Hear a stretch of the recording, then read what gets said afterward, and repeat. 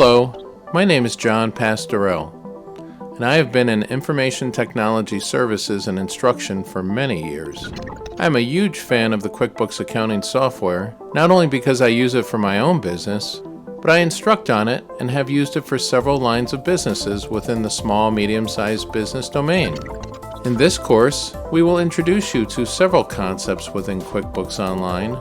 including getting started and setting up your company file, understand how lists are used, especially the chart of accounts and products and services lists, become proficient at entering standard business activities for your customers and your vendors, generating various reports as you review your company's goals or performance, and finally, you'll know how to reconcile your monthly bank statement with your QuickBooks account. Now let's get started.